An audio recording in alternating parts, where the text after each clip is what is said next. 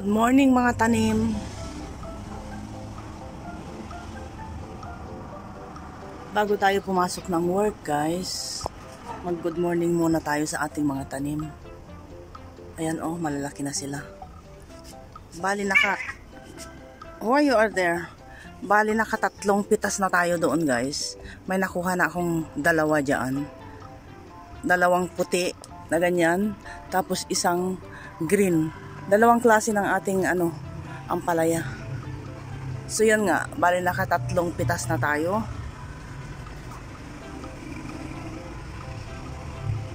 At ayan, yan po. So tayo laki. Tayo nakagayak na papunta sa ating trabaho. Work.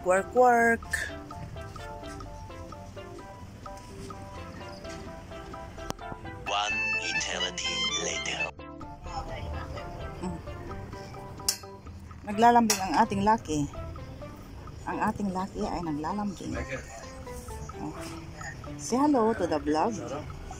Hello to the vlog. Pagkatapos natin ng work guys, ito medyo nagre-relax ng konti. Parang hindi pagod. Nakatulog ako ng kalahating oras. Pagkatapos ng pagdating natin from work. At kami nagkakape na ng ating tatay. Naandun yung ating tatay. At nandito naman si Lucky. Nakakaintindi talaga siya. Oo. Pag bukas ko ng pintuan kanina guys, parang namiss niya ako. Everyday naman yan oh. Na ganyan. Tapos sa umaga, pag umaalis ako, umiiyak yan. Umiiyak. Dinig ang pag nasa baba na ako. Dinig yung busis ba niya. Lucky. So yun ang update ko today guys sa ating mumunting trabaho. Pagod din.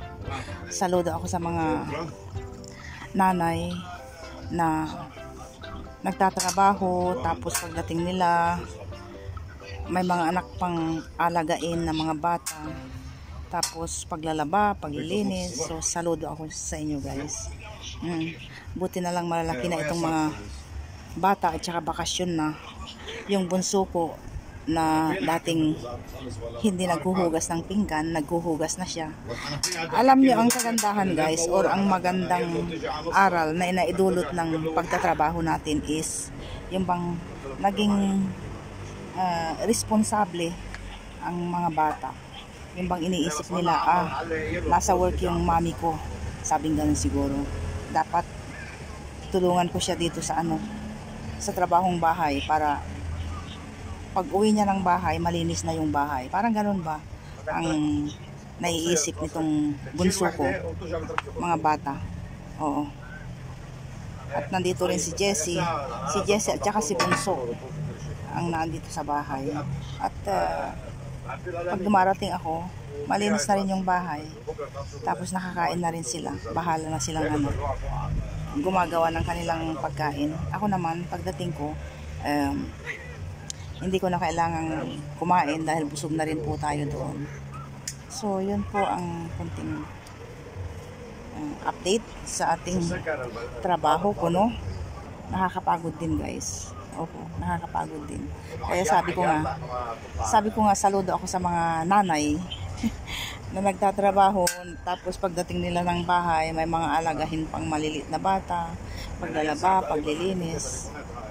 So, sa side ko naman po, hindi na ako naglalaba dahil si Jessie na ang nagwa-washing. Tapos, hindi naman ako, don't. Tada ako ng dodait dito. Hindi ko pinapansin. Kaya I love you too. Tapos, yun nga,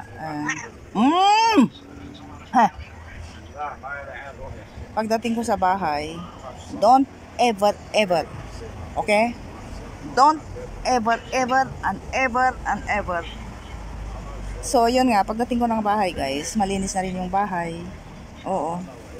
So, maganda rin yung pagtatrabaho natin dahil nagiging responsable, matulungin ang mga bata, lalo na si Bunso. At yun na yun guys, at kami nagpapahangin dito. At time check, anong oras na? 7 o'clock na. 6 o'clock ako dumating. At nakaidlip ng kalahating oras, 7:30 na yata. So yun na yun guys, kita-kits tayo ulit sa susunod na ganap. Hindi ko alam kung anong iba-vlog natin sa susunod na ganap dahil wala naman pong ganap. At isa pa nga pala guys, hindi ako pwedeng kumuha ng doon. May mga camera. May mga dalawang picture lang na mga ganyan. No, mga ganon. Ayun, ayun po ang itsura natin. Pero yung pagbibideo doon ng mga kaganapan, mahirap po dahil nakatutok yung mga camera doon. Maliit lang yung restaurant pero magkabilaan yung ng camera ba. Yes. 2,000 years later.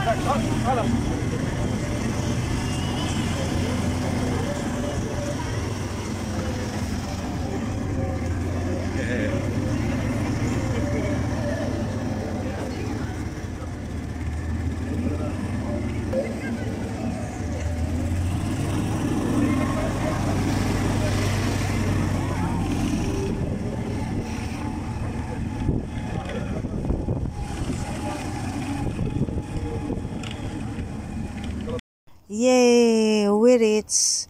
Mag voice over na lang tayo dito guys dahil dinig ko na yung pa-sound, ang lakas ng sound. So yun nga, bumaba na kami. Hindi namin kasama dyan pero susunod hindi namin kasama si Jessie pero susunod siya dyan. So habang tayo ay naglalakad, ilibot-libot natin ang camera para may ma-share ako sa inyo guys. So ang lakas ng pa-sound at yun yung mga kasama namin nasa may likuran ako para makuha natin ang kaganapan. Bali may ganap dito guys, inuman ang mangyayari. Drink all you can. Ang entrance po dito ay $15. Medyo natagalan kami dyan dahil inantay namin si Jessie. Naandyan na pala si Jessie. Uminom ka hanggat kaya mo. Iba't ibang uri ng maiinom. Mga wine, red wine, pink wine, white wine, lahat-lahat na.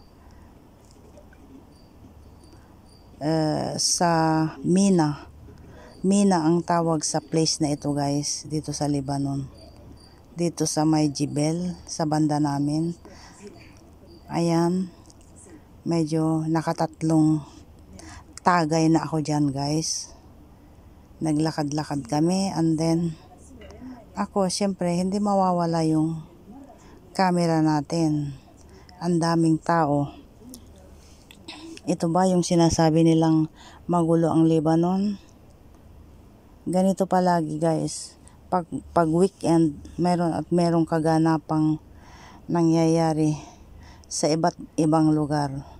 So, kung nakikita nyo, sa dami ng tao, tapos mapapabalitang magulo ang Lebanon, maniniwala ba kayo na may kaguluhan na nangyayari dito sa Lebanon? Yun nga po.